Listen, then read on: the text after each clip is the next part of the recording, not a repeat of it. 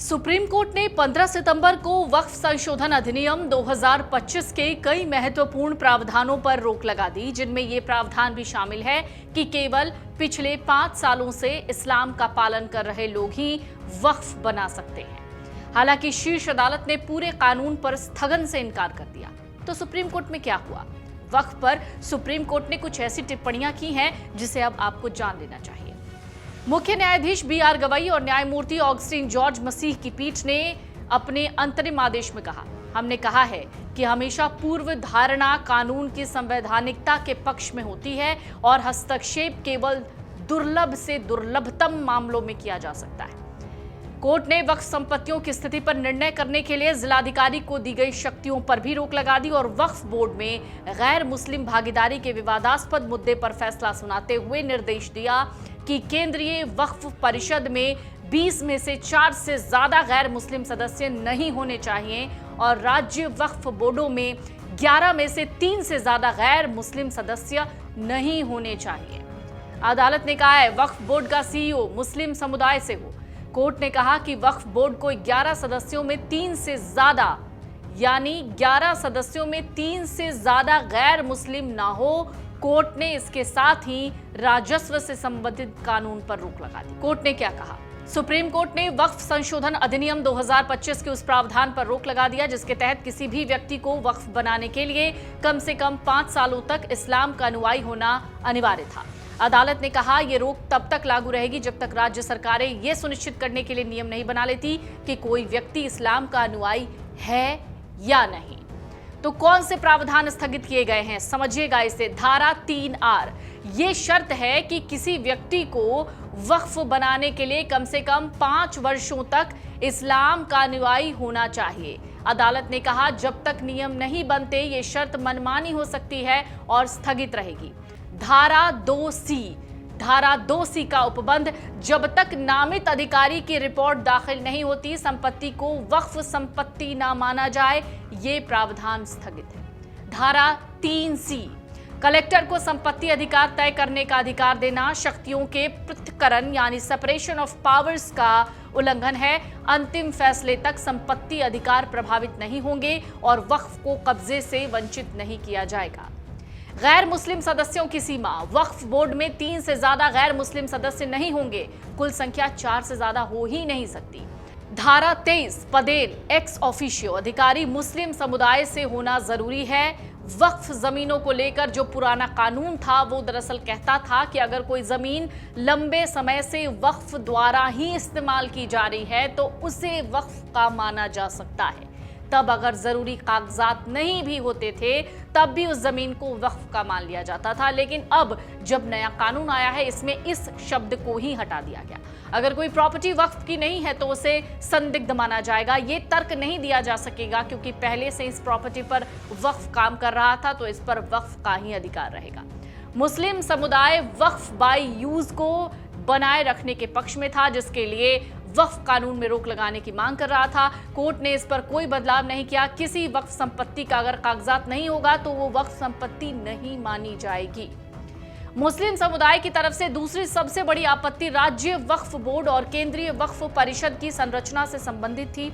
याचिकाकर्ताओं का तर्क था कि पदेन सदस्यों के अलावा यानी जो एक्स ऑफिशियो हैं उनके अलावा केवल मुसलमानों को ही इन निकायों का प्रबंधन यानी मैनेजमेंट करने की अनुमति मिलनी चाहिए। मुस्लिमों का कहना था कि वक्फ बोर्ड और परिषद में सिर्फ मुस्लिम सदस्य होने चाहिए।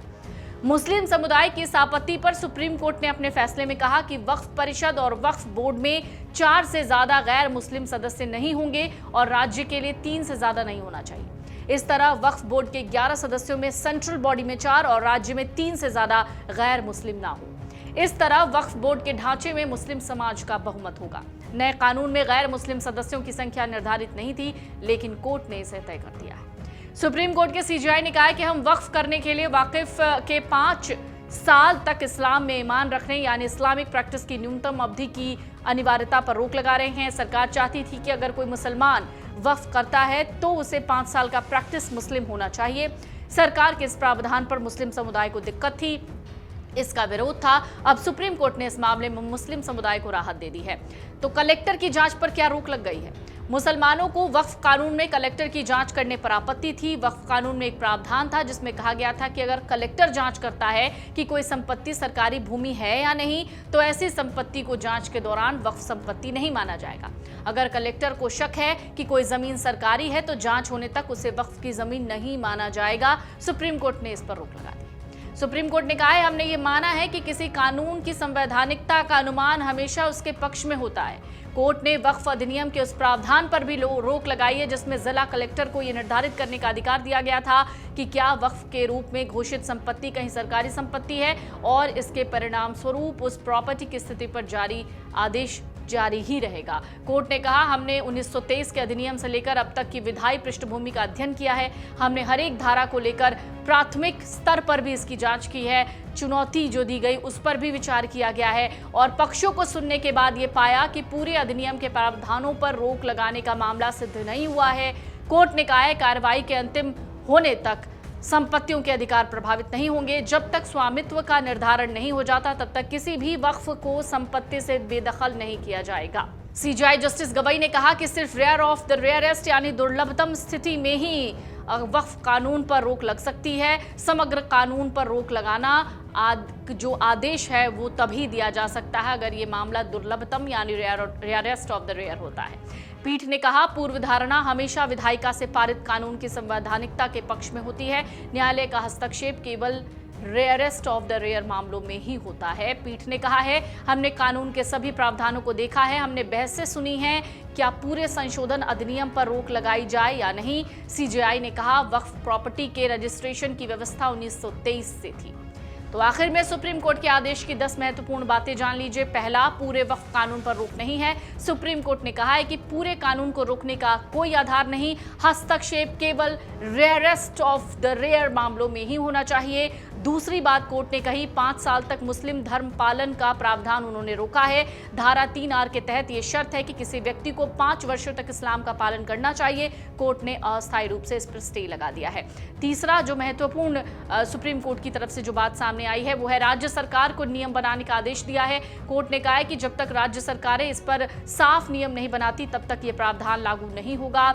कोर्ट ने यह भी कहा कि कलेक्टर को जो अधिकार है उस पर रोक है। धारा 3C के तहत कलेक्टर को यह तय करने का अधिकार है कि कोई संपत्ति वक्फ है या नहीं। सुप्रीम कोर्ट ने इसे रोक दिया है। शक्तियों का पृथक्करण, कोर्ट ने कहा है कि कलेक्टर को यह शक्ति देना शक्तियों के पृथक्करण के सिद्धांत के खिलाफ है। संपत्ति से बेदखली नहीं होगी। जब तक ट्रिब्यूनल या अदालत अंतिम फैसला नहीं ले लेती तब तक किसी भी वक्फ संपत्ति से किसी को बेदखल नहीं किया जाएगा। एक और बात अदालत ने कहा, तीसरे पक्ष के अधिकार पर रोक है, यानी विवाद का निपटारा होने तक वक्फ संपत्ति पर किसी तीसरे पक्ष के अधिकार का सृजन नहीं हो पाएगा। एक और बात कोर्ट ने कही, गैर मुस्लिम सदस्यों की सीमा तय होगी, यानी केंद्रीय वक्फ परिषद में 4 और राज्य वक्फ बोर्डों में 3 से ज्यादा गैर मुस्लिम सदस्य नहीं होंगे। एक और खास बात कही, रजिस्ट्रेशन यानी पंजीकरण पर रोक नहीं। कोर्ट ने माना है कि वक्फ संपत्तियों का रजिस्ट्रेशन 1995 से चला आ रहा है। ये नई आवश्यकता नहीं है, केवल कुछ समय सीमा में बदलाव किए गए हैं। और इसके साथ ही उन्होंने CEO की नियुक्ति पर भी सुझाव दिया है। कोर्ट ने गैर मुस्लिम को राज्य वक्फ बोर्ड का मुख्य कार्यकारी अधिकारी बनाए जाने पर रोक नहीं लगाई है, लेकिन कहा है कि जहां संभव हो मुस्लिम व्यक्ति को ही नियुक्त किया जाए। तो आपको समझ में आ गया होगा कि सुप्रीम कोर्ट में वक्फ कानून को लेकर क्या कुछ हुआ और सुप्रीम कोर्ट ने कौन सी महत्वपूर्ण टिप्पणियां की हैं। अगर आप ये वीडियो YouTube पर देख रहे हैं तो हमारे चैनल को सब्सक्राइब कर बेल आइकन दबाएं और Facebook पर देख रहे हैं तो हमारे पेज को लाइक करें।